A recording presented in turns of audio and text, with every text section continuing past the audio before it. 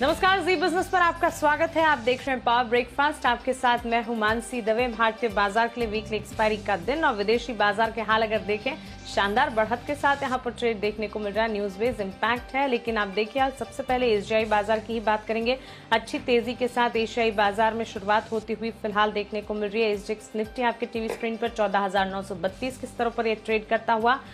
वहीं हांगकांग के बाजार में भी हम देख रहे हैं करीब 283 अंकों की बढ़त के साथ कामकाज देखने को मिल रहा है। डाउ फ्यूचर्स 125 अंकों की तेजी दिखाते हुए और जापान के निक्केई में भी करीब 550 अंकों की तेजी के साथ उछाल दिख चुका है। बीती रात अमेरिकी बाजार की अगर बात करें, फेड के फैसले का असर दिखा, जिसके चलते अमेरिकी बाजार में शानदार बढ़त का ट्रेंड हमने देखा। डाउ में करीब 190 अंकों की बढ़त देखने को मिली। पहली बार 33,000 के पार ये जाने में कामयाब रहा और इसके अलावा तमाम अमेरिकी बाजार में भी अच्छी बढ़त का ही ट्रेंड दिखा। लेकिन क्या कुछ इंपॉर्टेंट रहा विदेशी बाजार में आज? क्या कुछ इंपॉर्टेंट है? कौन से ट्रिगर्स हैं? ग्लोबल इंपैक्ट कैसी रह रही है, कैसी रह सकती है, ये सब जानते हैं दीपांशु भंडारी से। दीपांशु, बताएं ग्लोबल इंपैक्ट, विदेशी बाजार के संकेत कैसे लग रहे हैं? Good morning Mansi. बेहद मजबूत संकेत आते हुए दिख रहे हैं और ये पूरा का पूरा फेड की पॉलिसी का कमाल है, जिसकी वजह से आप देखिए एसजेक्स निफ्टी 150 से ज्यादा पॉइंट्स ऊपर है। कल की तेजी के बाद डाउ फ्यूचर्स में अच्छा एक्शन है और एशिया के बाजारों में भी जबरदस्त तेजी का माहौल बनते हुए दिख रहा है। फेड की पॉलिसी, दरें और एसेट्स खरीदारी में कोई बदलाव नहीं है, ये तो अनुमान मुताबिक ही था, पर कई और चीजें ऐसी बोली हैं जहां से बाजार को कल भरोसा मिला है। एक तो फेड ने कहा कि इकोनॉमिक स्थिति इंप्रूव होती रहेगी, पर हम 2023 तक दरें नहीं बढ़ाएंगे। तो ये एक बड़ा डेवलपमेंट फेड की तरफ से आते हुए कि बाजार को उन्होंने आश्वासन दिया है कि आने वाले 2 सालों के लिए रेट्स नहीं बदलने वाले हैं। इसके अलावा 2021 में यूएस की इकोनॉमी का ग्रोथ फोरकास्ट बढ़ाया है। दिसंबर में 4.2% था, उसको बढ़ाकर अब 6.5% कर दिया है। बेरोजगारी कहा है कि 6.2% से गिरकर 4.5% आएगी, ये एक अच्छा संकेत है। और महंगाई, यहां पर जो उनका 2% का लॉन्ग टर्म टारगेट है, वो कह रहे हैं कि इस साल एटलीस्ट 2.2 से 2.4% महंगाई रह सकती है, पर आने वाले समय में वो नॉर्मलाइज हो जाएगी और कोई चिंता की बात नहीं। अगर महंगाई 2% से ऊपर भी जाती है तो फिलहाल फेड रेट्स में कोई बदलाव नहीं करेगी, तो कोई रेट हाइक नहीं आने वाली है। इससे बाजार को जरूर भरोसा मिलते हुए दिखा और इसलिए हमने देखा कि फेड की पॉलिसी के बाद अमेरिकी बाजारों में शानदार तेजी आई। फेड की पॉलिसी तक थोड़ी सुस्ती थी, पर उसके बाद जबरदस्त एक्शन बनते हुए दिखा। S&P 500 और डाउ ने नया रिकॉर्ड छुआ। डाउ 190 अंक उछलकर पहली बार 33,000 के ऊपर गया इंट्राडे में और 33,000 के ऊपर की क्लोजिंग भी दी। वहीं अगर हम बात करें, इंट्राडे में 1.5% फिसलने के बाद टेक्नोलॉजी शेयर्स में भी अच्छा रिबाउंड आया और नैस्डैक भी बढ़त के साथ ही बंद हुआ। यूएस 10 ईयर बॉन्ड यील्ड यहां पर एक बार फिर से एक नया हाई लगते हुए दिखा है। एक साल का 1.68 के लेवल तक पहुंची, उसके बाद थोड़ी कूल ऑफ भी होती हुई दिखी। यूरोप के बाजारों में भी बढ़िया एक्शन आपको आते हुए दिखा। थोड़ा मिला जुला रुझान था, बट ठीक ठाक एक्शन ही था। तेल में लगातार चौथे दिन गिरावट रही। ब्रेंट $68 के नीचे आते हुए दिखा है। वहीं सोने में तेजी आती हुई दिखी, $1,750 के करीब सोना पहुंचते हुए दिखा है और ये सब का सब एक्शन फेड की पॉलिसी की वजह से हुआ है। तो एक बार देख लेते हैं कि फेड की पॉलिसी पर जेरोम पावेल साहब ने क्या कहा।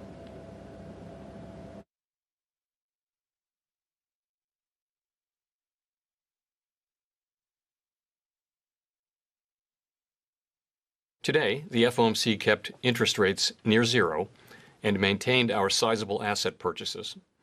These measures, along with our strong guidance on interest rates and on our balance sheet, will ensure that monetary policy will continue to deliver powerful support to the economy until the recovery is complete.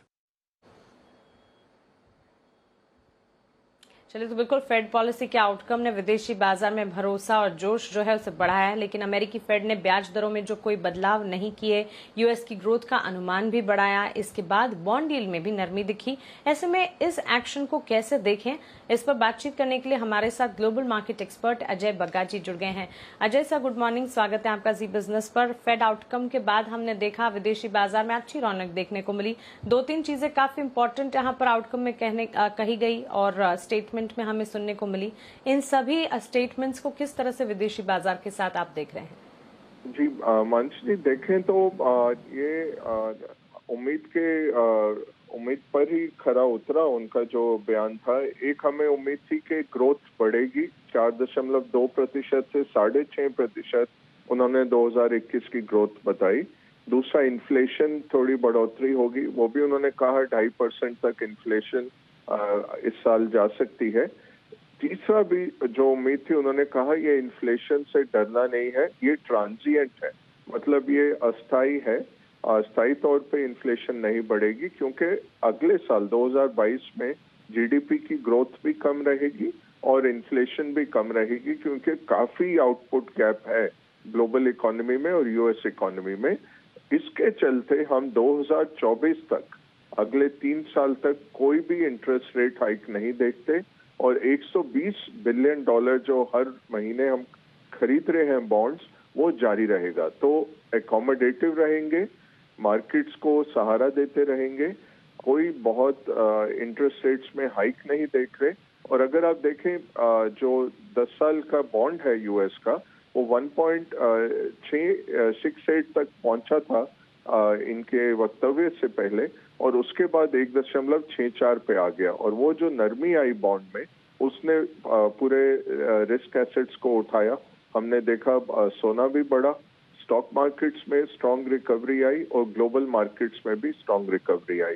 तो हमें कैसे देखना है ये जो policy statement, इन्होंने कहा कि अभी इकोनॉमिक रिकवरी आ रही है बट इतनी तेज नहीं है कि हम बहुत तेजी से इंटरेस्ट रेट्स बढ़ाएं। अगले 3 साल तक हम इंटरेस्ट रेट्स बढ़ते नहीं देख रहे और हम एकोमोडेटिव रहेंगे, मॉनेटरी स्टिमुलस डालते रहेंगे और ये बहुत लंबे अरसे तक ये स्टिमुलस रहने की हमें उम्मीद है। इसने मार्केट्स को काफी स्ट्रांग सपोर्ट दिया है मानसी। बिल्कुल सर, शुक्रिया ये तमाम जानकारी के लिए और अपना यहाँ पर आउटलुक हमें बताने के लिए। लेकिन अब आगे बढ़ते हैं और जान लेते हैं कि कल के कारोबारी सत्र में एफआईएस डीआईएस ने क्या किया है। एफआईएस ने कैश मार्केट में खरीदारी की है। हम देख रहे हैं लगातार यहाँ पर खरीदारी के आंकड़े एफआईएस की तरफ से कैश मार्केट में आते हुए, वहीं वायदा बाजार में भी एफआईएस ने खरीदारी ही की है। कैश मार्केट में एफआईएस की 2626 करोड़ की खरीदारी है, वायदा बाजार में एफआईएस की 228 करोड़ की खरीदारी है और कैश मार्केट में डीआईएस की तरफ से करीब 562 करोड़ की बिकवाली के आंकड़े आते हुए दिखे हैं। इन तमाम संकेतों को देखते हुए, विदेशी बाजार के ट्रिगर्स को समझते हुए भारतीय बाजार पर आज के लिए इंपैक्ट कैसा पड़ता हुआ दिखेगा, पहली रणनीति आप क्या बनाएंगे, अब ये जान लेते हैं। और हमारे साथ जुड़ रहे हैं जी बिजनेस के मैनेजिंग एडिटर अनिल सिंघवी।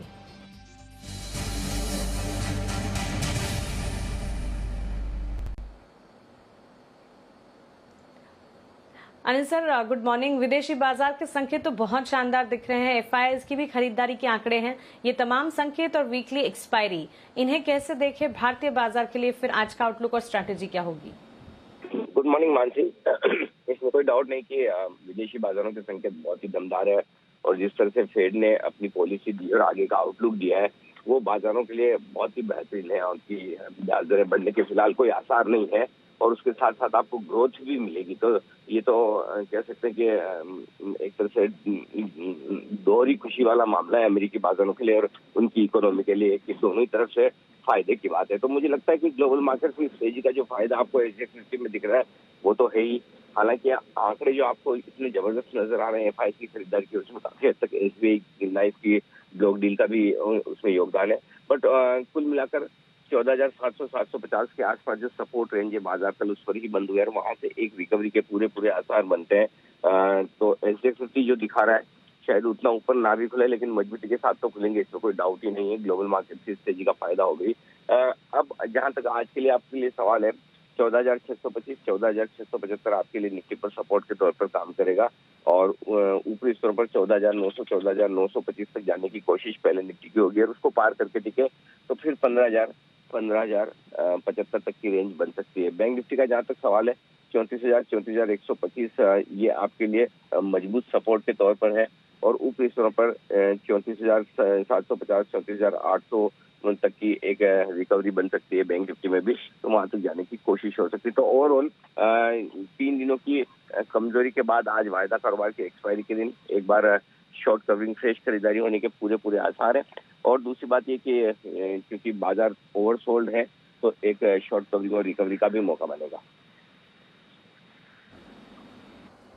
बिल्कुल अनिल सर, शुक्रिया ये पहली रणनीति हमें बताने के लिए। तो अच्छी तेजी के साथ ही ओपनिंग हो रहे हैं कि पूरे आसार यहाँ पर नजर आ रहे हैं। और ट्रेडिंग रेंज भी क्विकली आपको बता देते हैं, 14,625 से 14,675 निफ्टी के लिए सपोर्ट का काम करेंगे। वहीं 14,900 से 14,925 इस दायरे को निफ्टी के लिए आप ऊपरी रेंज के तौर पर मानकर चल सकते हैं। इस रेंज के ऊपर जाने पर 15,000 से लेकर 15,075 तक के लिए रास्ते भी खुलते हुए जरूर देखने को मिलेंगे। बैंक निफ्टी 34,000 से 34,125 सब मजबूत सपोर्ट जोन होंगे। 34,750 से 34,800 बैंक निफ्टी के लिए ऊपरी रेंज के तौर पर काम करेंगे। खबरों वाले शेयर्स अब दीपांशु से जान लेते हैं। दीपांशु बताएं।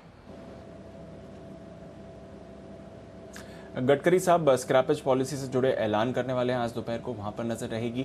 डिक्सन टेक्नोलॉजीज 1:5 स्टॉक स्प्लिट की आज एक्स डेट है तो प्राइस एडजस्ट होगा, नजर रखिएगा। हुडको अंतरिम डिविडेंड पर बोर्ड बैठक है। अरविंद फैशन आज इनका राइट्स इशू बंद हो रहा है जो 200 करोड़ रुपए का था, 135 पर शेयर का जिसका भाव है। एंटाइटलमेंट रेशियो 20 पर 3 राइट्स इशू दिए जा रहे हैं। फोर्टिस हेल्थ इस मामले में आज फिर से सुप्रीम कोर्ट में सुनवाई होगी। एक्स डेट है आरईसी 5 रुपए पर शेयर के डिविडेंड की, राइट्स 4 रुपए पर शेयर के डिविडेंड की और इंजीनियर्स इंडिया 1.40 पर शेयर के डिविडेंड की। लक्ष्मी ऑर्गेनिक आईपीओ बंद हुआ, 107 टाइम्स ऑलमोस्ट 107 गुना ये इशू भरकर बंद हुआ है। तो शानदार सब्सक्रिप्शन मिला है जिसमें रिटेल हिस्सा लगभग 20 गुना भरा है। क्राफ्ट्समैन ऑटोमेशन यहां पर भी कल इशू बंद हुआ, 3.25 गुना ये इशू भरा है जिसमें रिटेल सब्सक्रिप्शन 3.5 गुना है। कल्याण ज्वेलर्स इस आईपीओ के दूसरे दिन हमने देखा कि 1.25 गुना भरकर इशू आया है, रिटेल सब्सक्रिप्शन ऑलमोस्ट 2 गुना है। नजारा टेक पहले दिन 4 गुना भर चुका है ये इशू, जहां पर रिटेल सब्सक्रिप्शन 17.25 गुना है। सूर्योदय स्मॉल फाइनेंस बैंक यहां पर भी आईपीओ अभी तक सिर्फ 0.4 टाइम्स भरा है, आज इसका दूसरा दिन रहेगा। रिटेल सब्सक्रिप्शन भी 1 टाइम से नीचे ही है इस समय। टाटा कम्युनिकेशंस ओएफएस कल बंद हुआ, रिटेल निवेशकों के लिए कल खुला हुआ था, ओएफएस अब बंद हो चुका है। 5,440 करोड़ रुपए सरकार ने जुटाए हैं। ओएफएस टोटल सब्सक्रिप्शन 1.3 टाइम्स होकर आया है। 4.6 करोड़ शेयर्स के ऑफर के सामने 612 करोड़ शेयर्स की बोलियां मिली थी, पर रिटेल निवेशकों से ठंडा रिस्पांस मिला है, उतना अच्छा नहीं मिला जितना इंस्टीट्यूशनल निवेशकों से रिस्पांस मिला था। बीएचईएल न्यूक्लियर पावर कॉर्पोरेशन की तरफ से निकले टेंडर के लिए सबसे कम बोली लगाई है। 6 टर्बाइन आइलैंड पैकेज प्रोजेक्ट्स के लिए 10,800 करोड़ की बोली कंपनी ने लगाई है। जस्ट डायल यहां पर एचडीएफसी म्यूचुअल फंड ने हिस्सेदारी 5.6% से घटाकर 3.6% करी है और आईजीएफएल रिफ्रैक्टरीज यहां पर एलएनटी म्यूचुअल फंड ने हिस्सेदारी 5% से घटाकर 2.3% की है। बिल्कुल दीपांशु, शुक्रिया ये खबरों वाले शेयर्स हमें बताने के लिए। आज के लिए जो ट्रेडिंग कॉल्स है वो आप जान लीजिए। चॉइस ब्रोकिंग की तरफ से एमसीएक्स पर खरीदारी की कॉल है। 1,660 के टारगेट्स को ध्यान में रखें। 1,575 का स्टॉप लॉस लगाना होगा। आनंद राठी सिक्योरिटीज की राय अदानी पावर पर है, 95 के टारगेट्स के साथ 83 के स्टॉप लॉस पर आप खरीदारी करके चल सकते हैं। और सेंट्रम ब्रोकिंग की तरफ से आरती इंडस्ट्रीज और पीआई इंडस्ट्रीज दोनों पर खरीदारी की कॉल्स आई हैं। आरती इंडस्ट्रीज 1,325 के टारगेट्स, 1,269 1269 का स्टॉप लॉस लगाएगा। पीआई इंडस्ट्रीज 2,320 के टारगेट्स को यहाँ पर ध्यान में आप रखें। 2,205 का एक आपको स्टॉप लॉस यहाँ पर लगाना होगा। तो क्लियरली ये सारी ट्रेडिंग कॉल्स हैं जिस पर आपको फोकस करना है। लेकिन जी बिजनेस के खास शो बाजार आज और कल में एचडीएफसी सिक्योरिटीज के वीके शर्मा ने ऑप्शंस की दमदार रणनीति सुझाई है। आइए अब आपको वो दिखा देते हैं। हीरो मोटर्स के अंदर 3,150 का पुट 39 रुपए पे ले 22 रुपए का स्टॉप लॉस रखें और टारगेट आपका रहेगा 63 रुपए। इसी तरह से ग्लेनमार्क 450 का पुट 5.5 रुपए पे ले और स्टॉप लॉस रखें 3 रुपए का, टारगेट आपका रहेगा 9 रुपए।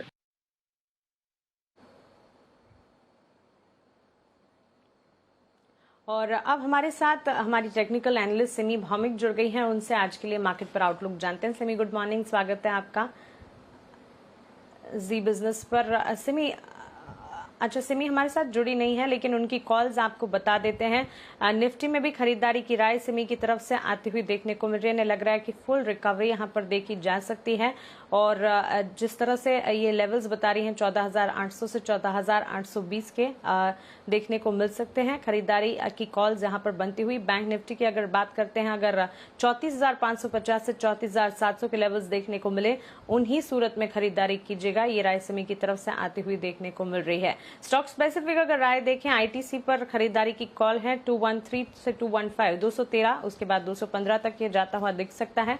207 का स्टॉप लॉस यहाँ पर लगाइएगा। और टीसीएस यहाँ पर भी खरीदारी की राय है। सिमी का मानना है 3150 से 3175 ये टारगेट्स देखने को मिल सकते हैं। स्टॉप लॉस जो है 3070 का आपको लगाकर चलना होगा। दोनों ही स्टॉक स्पेसिफिक कॉल्स हैं और दोनों को 2 दिन के लिए होल्ड कीजिएगा, ये राय सिमी की तरफ से। ये तो हुई इक्विटी मार्केट्स की बात, सिमी के रिकमेंडेशंस की बात। लेकिन चलिए आप बात करते हैं कमोडिटी मार्केट्स की। हमारे साथ commodities and currencies IFL securities के vice president commodities and currencies Anuj Gupta जुड़ गए हैं। अनुज, गुड मॉर्निंग, स्वागत है आपका जी बिजनेस पर। सबसे पहले गोल्ड पर आपका नजरिया, शानदार बढ़त के साथ ट्रेड हम देख रहे हैं, बुलियन मार्केट आपको कैसा लग रहा है? मानसी जी, गुड मॉर्निंग। जिस तरीके से फेड का डिसीजन आया है कि उन्होंने अपने इंटरेस्ट रेट लोअर रखे हैं और 2023 तक कोई उनका प्रोग्राम नहीं है इंटरेस्ट रेट बढ़ाने का, तो उससे काफी हद तक गोल्ड को सपोर्ट मिला। और हमने देखा है कि इंटरनेशनल मार्केट में गोल्ड बढ़त के साथ ट्रेड करता हुआ दिख रहा है। हमें लगता है कि डोमेस्टिक मार्केट में भी इसका इम्पैक्ट रहेगा और गोल्ड में तेजी का ट्रेंड बनता हुआ दिखाई देगा। तो हम खरीदारी का ट्रेड का सलाह रहेगा कि ओपनिंग के टाइम पे खरीदारी करें। हमें लगता है कि ऊपर में 45,500 45,700 तक के लेवल गोल्ड में देखे जा सकते हैं। और इंटरनेशनल मार्केट में एक्सपेक्टेड है कि $1780 तक के लेवल जल्दी ही गोल्ड में दोबारा देखने को मिलेंगे। तो खरीदारी की ट्रेड की सलाह गोल्ड सिल्वर में रहेगी। बिल्कुल। अनुज जी, क्रूड के करंट लेवल्स को देखते हुए क्या राय देंगे आप? देखिए, क्रूड में यूएस की इन्वेंट्री काफी बड़ी है और जिस तरीके से कोरोना वायरस फैला है उससे डिमांड कुछ कम होने की दोबारा से बात हम देख रहे हैं। मुझे लगता है कि थोड़ा सेलिंग प्रेशर, एक प्रॉफिट बुकिंग क्रूड में रह सकता है, क्योंकि जिस तरीके से हायर लेवल्स पे सेलिंग प्रेशर दिखा है, तो लगता है कि क्रूड के अंदर आने वाले दिनों में कुछ और गिरावट देखने को मिल सकती है। तो क्रूड के अंदर इंट्राडे पर्सपेक्टिव से बिकवाली का ट्रेड करना चाहिए। एक्सपेक्टेड है कि क्रूड नीचे अगेन $63 तक WTI आ सकता है। तो डोमेस्टिक मार्केट में मुझे लगता है कि क्रूड के अंदर बिकवाली का ट्रेड बना सकते हैं। नीचे टारगेट करीबन $4500 तक देखे जा सकते हैं। बिकवाली के लिए अगर हम रेंज की बात करें तो करीबन 4 या 780 के आसपास बिकवाली करें, नीचे 4 या 650 तक के लेवल देखे जा सकते हैं।